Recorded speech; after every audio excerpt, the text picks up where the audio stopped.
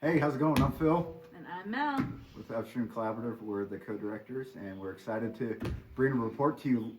Well, not live for y'all, live for us. Yes, well, it's our first video newsletter, Yeah, which is pretty exciting. yeah. From Canaan Valley, West Virginia. Of all I didn't places. even know that's where we are. Yeah. Davis, West Virginia. Is that the same thing as Canaan Valley? Not really. David is a little bit outside. Canaan Valley sounds cooler. It's like as if we've returned back to the promised land. So. Yeah, we really just wanted everybody to be jealous of this sunset behind us. No, we've been on a retreat with our two families, focusing on some family preservation work. So Yeah, who's better at driving the ATV? You or me? Oh, I am by like 23%. 23% better. That's a high You percentage. no, well, but based on experience, if you I level it have out for experience, this is my first time ever being on one. Yep. Whereas No, yeah. according to Julie, I've been you impressed. grew up on one. I'm impressed. I was born on an ATV. Wow. Yeah. I wouldn't put it past Patty. Patty, shockingly, is. She's a good mom. Yeah, no, she's amazing. No, right now I feel like I smell like a combination of mud, Gasoline? like pine trees, ATV, a little bit of sweat, and smoke from fire. Yeah, and like 12-year-old sons.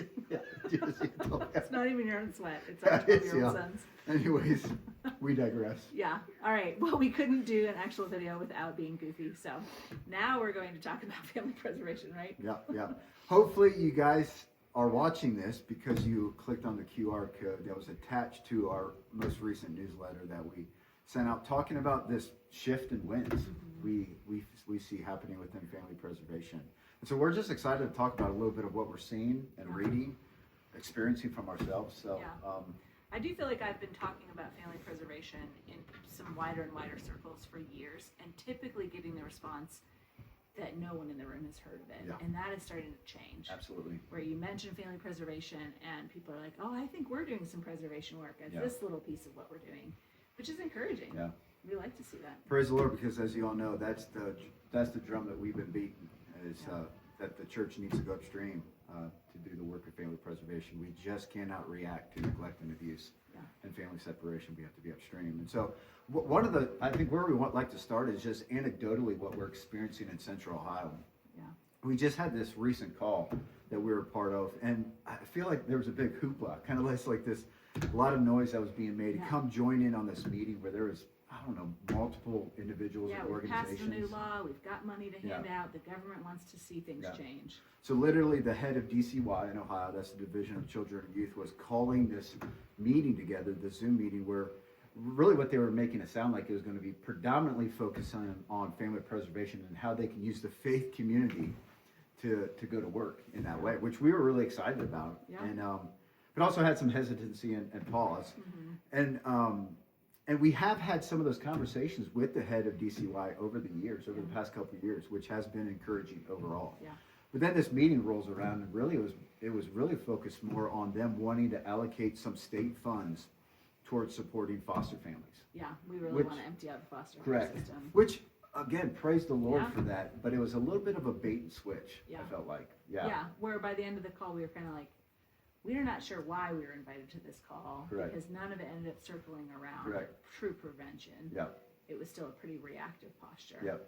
And additionally to that, not only is the government kind of glomming on a little bit to this family preservation lingo and how do we be preventative, but not necessarily doing it, but I think the world as a whole is starting to say, hey, this is a really neat talking point that we could do prevention, and look at how great we are, like keeping families from being separated, which again, praise the Lord, that is what we want to happen. But I think what is really burdening you and I that we want to talk about today is that we believe it is absolutely crucial that the church be at the front line of this. Even the other day, we had an organization called Just Choice call us, and they wanted us to host somebody, and they were saying, yeah, we do family preservation and child hosting in the state of Ohio, and we're like, we have never heard of you. So we get off this phone call, we get online, and Just Choice is an organization where you can literally choose, I want to abort my baby, or I'm going to keep it and I want help from. They'll help you in either route you take. Yep. And that it just made me sick, honestly, to think that, man, you're saying out of one side of your mouth, you don't value life enough to even save it, and out of the other side of your mouth, we're going to be the heroes who help preserve this family. And those are just fundamentally opposite messages. And also the world and the government have historically taken, when they've taken hold of justice issues, they just have not done it well in comparison with how the church can do it. The church can do it through the lens of the gospel. The church can do it in a personal and dignifying way. And they just, I believe, can do it better. And we've got to figure out how do we stay ahead of Absolutely. this curve that's coming. And I would just throw out this final encouragement before I pass it off to you to highlight some of our members is, if you hear that happening in your community through local government agencies, I would just say, man, find out who those people are leading the charge and start to work with them as best as you can, and let them know that, hey, we figured a lot of this out. Allow us to maybe give you some insight as to how to do this well, and not just be passive. I would say to get really aggressive, to get ahead of it a little bit, like you were saying. Yeah, I'm definitely growing in a burden towards, like, we need to be in the game, not just bystanders. Yeah, I mean, it's exciting when you think of Upstream Collaborative, the ways that it's grown even just over the few years. And not because Upstream Collaborative has grown, but because family preservation done through the church is truly growing in our country. It took us a long time to get to 20 members, and we jumped to 24 in the last 2 weeks, which is pretty exciting. But we've got ministries like New Mercies Ministries and Family Hope who are working together to coat the whole state of Indiana. Like, we're going to cover every single county in a way where the church is leading. And killing it. They're doing a great job. Yeah, they're killing it. They have creative ideas, each of them nuanced a little bit in what they do, but with a similar core model. You've got Salty Family Ministries down in Florida, raising up mentors within the church with just a crazy follow-through rate for people who say yes to being mentored through their service. And they're trying to spread all throughout the state of Florida too. And I've gotten calls outside of the state too. Right? Yeah. Yes. To coach those communities on how to do it. Such a heart and attitude of like, hey, anyone wants to learn our model, we will give it freely. We're not trying to make bank or anything like that.